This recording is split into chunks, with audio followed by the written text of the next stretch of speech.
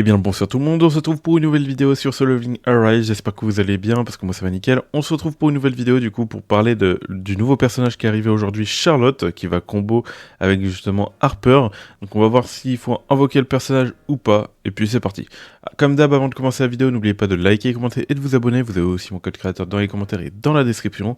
Et moi je vous dis tout simplement bon visionnage. Commençons du coup, Charlotte, est-ce qu'il faut l'invoquer? Comme je vous l'ai dit par rapport à Harper, tout dépendra justement de votre box. Si vous avez déjà d'autres teams bien montés et tout, et que vous devez vous concentrer sur ces autres teams, il est mieux que vous vous concentrez sur ces autres teams, donc team vent, haut ou light, pour justement faire le contenu qui arrivera Baran. Voilà. Donc il sera important d'avoir des constellations, voilà, de ces 5 minimum les personnages pour réussir à le faire. Le jeu est assez généreux pour pouvoir le faire. Il faut juste pas partir trop à gauche et à droite. Donc c'est un personnage, Charlotte, qui est assez fort au niveau du DPS, surtout qu'elle se stuff en défense. Donc ça lui permet d'avoir une résistance. Il me semble aussi qu'elle attaque en AOE, qu'elle rassemble aussi vite fait les ennemis. Bref, on peut retrouver quand même quelques petits trucs intéressants sur Charlotte. C'est pas la team qui va révolutionner, mais en tout cas c'est une team qui fait pas mal de DPS, donc ça peut être assez intéressant. Ça c'est que si vous pouvez vous le permettre et tout. Mais est-ce que c'est la team la plus importante à focus et à invoquer? Je dirais que non. On a des teams bien plus fortes que ça en ce moment sur le jeu. Bon, malheureusement, en tant que vous n'avez pas les persos sur la perma, ça va être compliqué justement d'aller chercher les persos que vous voulez. Là, actuellement, on peut faire à peu près la team vent et tout ici. On peut faire la team eau parce qu'il y a Alicia, il y a Moonfisher et tout. Après, c'est sûr que c'est par rapport à la perma. Si vous n'avez pas invoqué les personnages, c'est plutôt compliqué d'aller chercher des autres constellations, voilà. Mais voilà. Du coup, on va aller analyser le personnage et voir et comprendre pourquoi le personnage a l'air plutôt fort au niveau de son DPS. Donc vous, comme vous pouvez l'observer, bon, bah, je l'ai quand même pull un peu plus du coup que ma vidéo invocation. J'ai été à chercher C3 et ça va, j'ai été plutôt chanceux pour la C3.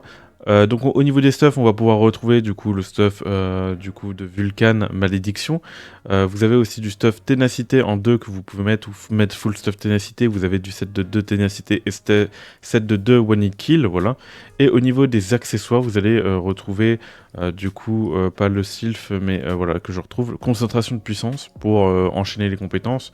Après, si vous n'avez pas assez de mana, vous pouvez vous diriger vers justement comme double exécuteur. Je sais pas si elle fait... Ah non, non, justement j'allais dire par rapport à un autre, mais ça prend pas en compte vu qu'elle fait pas de l'attaque %. Voilà. Donc, la défense %, donc celui-là il peut pas rentrer en compte. Voilà. Donc voilà par rapport à ça, et vous avez pourquoi pas vite fait, hop, s'il veut bien se montrer, vite fait celui-là, qui peut augmenter les dégâts, mais bon, c'est le dernier que je mettrai en vrai, je sais pas. Bon, voilà quoi. Au niveau des compétences, on va pouvoir observer qu'elle va faire quand même de bons dégâts. Donc 385% de sa défense, donc en plus de tanker et tout, donc ça va être vraiment pas mal. Donc c'est pas mal. Après je trouve que la stat défense est... Ah non, en vrai, je trouve qu'elle est supérieure à l'attaque. Parce que bah, le fait de pouvoir avoir une défense et en plus de l'attaque à côté, donc c'est un bonus. 385, voilà, donc les ratios sont élevés. Là, on peut voir qu'elle va faire aussi de gros dégâts au niveau de sa corps attaque, elle va faire de gros dégâts au niveau de sa compétence 1, et en plus de ça, ça va augmenter de 350% à l'explosion de la poupée, voilà, au niveau de sa défense, donc ça va rajouter encore plus de dégâts. Au niveau de la compétence 2, elle va faire 3700 de dégâts, c'est énorme, en sachant que bon bah c'est un peu risqué, ça peut être risqué de lancer la compétence, mais si vous arrivez à placer la compétence et tout, sachez que vous allez faire énormément de dégâts. Au niveau du coup du soutien, on peut voir qu'elle va faire pas mal de dégâts, mais c'est pas la meilleure. Elle va faire plus de dégâts, 350% à l'explosion de la poupée. Je sais pas à quoi ça correspond exactement, combien ça va venir de rajouter de dégâts supplémentaires. Il faut savoir que actuellement la meilleure en termes de dégâts par rapport au support, c'est Amamiya, qu'on va pouvoir retrouver là avec 3800, donc c'est assez énervé, voilà. Au niveau de Charlotte, voilà, on peut voir que elle va faire pas mal de dégâts, mais on ne sait pas si le 350% va être l'équivalent, donc voilà, on verra bien. Au niveau du coup du QTE, on peut voir qu'elle va faire 1283 de dégâts, donc c'est pas mal. Et au niveau du coup de l'ultime, elle va faire 5000 de dégâts. Et c'est assez énervé parce que c'est l'un des ultis les plus violents que je crois que j'ai vu. Donc en sachant qu'en plus c'est un personnage en défense. Sans constellation et tout, 5000 c'est plutôt énorme. Voilà. Donc on peut observer que elle va pas mettre d'effet particulier justement sur ses compétences, voilà, à part quand il y a l'explosion de la poupée, sinon on voit que c'est un DPS brut pour ça, voilà. Ensuite, au niveau du passif, lors de l'utilisation de la ruée, cette dernière devient une compétence à effet chargé dont la trajectoire peut être contrôlée. Donc si jamais, quand vous allez faire une ruée, à un moment donné, vous allez voir qu'elle rentre dans le sol, si je me rappelle bien, et vous allez pouvoir vous balader dans le sol, de ce que j'ai compris. Je sais pas si... donc voilà, lorsque ce mode d'attaque de cette ruée est actif, Charlotte obtient un bouclier équivalent à 20% de sa défense en tant que ruée est activée. Donc voilà, donc quand vous allez activer votre ruée, l'avantage de faire ça, c'est que vous allez du coup avoir 20% de défense. Ça peut être intéressant pour tanker certaines attaques. Prança devient disponible après avoir utilisé 2 fois des attaques de base, de palier 3. De palier 3, je comprends pas trop, donc il faut effectuer en gros 2 fois la core attaque. C'est un peu bizarre de la façon que c'est dit. Mais en gros, ce que ça veut dire, c'est que si vous effectuez des attaques de base, vous allez tout simplement recharger votre ulti comme ça. Et c'est assez rapide, et en vrai c'est un autre système que de charger avec une jauge quoi, tout simplement. Prança devient 1, comme je l'ai lu là, contrairement à la règle habituelle qui demande de charger la jauge de puissance utilisant des compétences et supprimer le temps de recharge 40 secondes. Donc comme je l'ai dit justement précédemment. Lors de Prança, la compétence augmente les dégâts de Harper à l'aide de 50%. Harper à l'aide, je vois plus c'est quoi exactement, mais en gros, si j'ai bien compris, ça augmente du coup les dégâts de 50% de Harper quand elle va utiliser l'ulti. Donc ça peut être intéressant, ok. Et je pense que c'est peut-être quand on appelle peut-être Harper sur le terrain, du coup ça fait Harper à l'aide, voilà, qui sait. Je crois que c'est justement le QTE qui change par rapport à une constellation en Harper à l'aide. Bref, on a regardé tout ça de toute façon. La stat dégâts de coups critiques et l'utilisation de l'utilisatrice augmente à la hauteur de 10% des stats de dégâts augmentés. Donc voilà. Donc plus vous allez mettre de dégâts augmentés, plus vous allez gagner du dégâts critique. Donc c'est intéressant d'aller la chercher les stats hausse de dégâts sur du coup Charlotte, à la place de Death Penetration par exemple. Voilà. Au niveau de la constellation 1, après avoir utilisé une attaque de base de palier 3, une fois, Prança devient disponible. Donc au niveau de la constellation 1, ça veut dire qu'on utilise, si j'ai bien compris, une fois la core attaque et on a direct l'ulti, à moins que je comprends pas, parce qu'il est possible que vous devez utiliser du coup l'ensemble des compétences pour ça. Voilà. Temps de recharge 20 secondes. Quoi? Donc ça veut dire, attends, une fois, Prança devient disponible, temps de recharge 20 secondes. En gros, l'ulti va mettre 20 secondes à se recharger? Non, si c'est ça, c'est fort. Si c'est ça, c'est fort, j'ai pas pensé à vérifier ça. Lors de la danse Isla, cette compétence augmente les dégâts de ténèbres de 15%. Donc ça va être très important d'utiliser cette compétence-là avant d'ulti.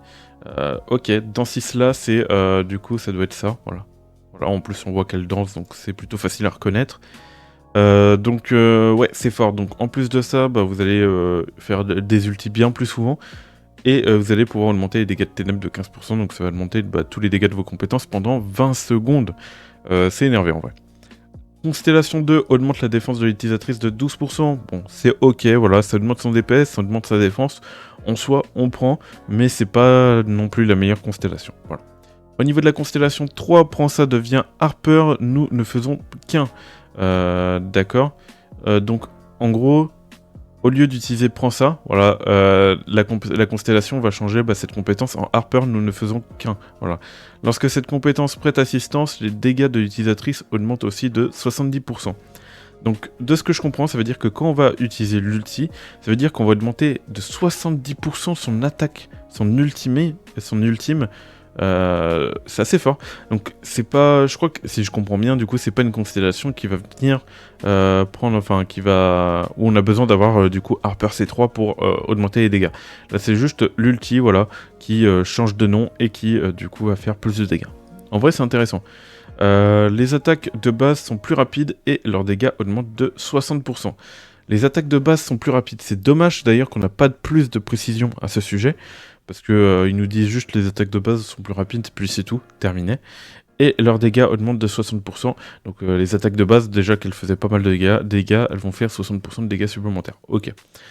On remarque que ouais, on a quand même des bonnes augmentations de dégâts par rapport aux constellations, mais je trouve que c'est pas la meilleure en termes d'augmentation des dégâts au niveau des constellations. On a eu bien mieux au niveau des personnages. Après, j'ai pas encore lu la constellation 5, donc on va lire tout ça. Lors d'une attaque de base, l'utilisatrice active l'effet reconnaissance de la poupée. Ok. Reconnaissance de la poupée augmente les dégâts de Harper. Nous ne faisons plus qu'un. Et Harper à l'aide, ok, de 8%. Durée illimitée cumulable jusqu'à 15 fois. Et ça, c'est énervé en vrai. Parce que déjà 10 fois, du coup, ça fait 40%. On rajoute 20, du coup, 60%. On peut augmenter les dégâts de 60%. Et c'est illimité. Ça veut dire que vous pouvez stocker ça comme jamais. Donc si vous faites des attaques de base, essayez de peut-être... Il n'y a pas de seconde à ce que je vois. Donc vous lancez 15 attaques de base avec Charlotte. Comme ça, vous stockez. Une fois que vous avez fait les 15 attaques de base avec Charlotte, vous boostez votre attaque de 60%. Et ensuite, vous faites la danse d'Isla pour justement augmenter vos dégâts de type ténèbres de 15%. Voilà. Et du coup, vous allez faire plus les 60, plus les 15%, plus les dégâts de l'ulti, que vous allez augmenter de 70% avec la constellation 3, si vous avez les constellations, bien évidemment. Donc 70%, 60%, du coup 130%, plus 15% de dégâts de ténèbres. En vrai, ça va, c'est pas mal, ça augmente quand même pas mal.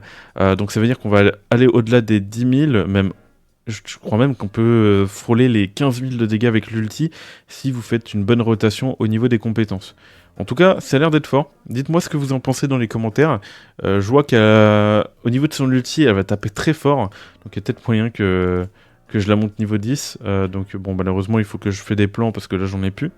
Mais vu les dégâts qu'elle fait, je pense que ça va être l'ulti qui va être le plus important. Après, c'est vrai que ses compétences font quand même pas mal de dégâts, donc vraiment un perso très intéressant en termes de dégâts. Je pense pas que c'est le meilleur en termes de constellation à aller chercher, parce que je trouve qu'il y a des personnages où les constellations sont bien plus broken, mais elle fait déjà des bons ratios de dégâts et tout, donc elle va être quand même très intéressante à aller chercher. Bref. Ça, c'est que si, du coup, vous avez besoin de ce personnage. Si vous avez déjà d'autres teams, du coup, à focussez-vous plus sur d'autres teams que la team Dark. Parce que si vous êtes free-to-play, il va être important de bien choisir la team que vous allez jouer. Surtout avec le contenu Baran qui va arriver, donc il sera important d'essayer de C5 des personnages pour réussir à faire. Le jeu est normalement assez généreux pour ça. Donc voilà, donc, dans tous les cas, je pense que ce sera le sujet d'une autre vidéo pour voir justement à quel point le jeu est généreux. Bon voilà. En tout cas, j'espère que vous avez aimé la vidéo. N'oubliez pas de liker, commenter et de vous abonner. Et moi, je vous dis tout simplement tchuss pour de prochaines vidéos et de prochains lives. C'était Virtual. Bye tout le monde.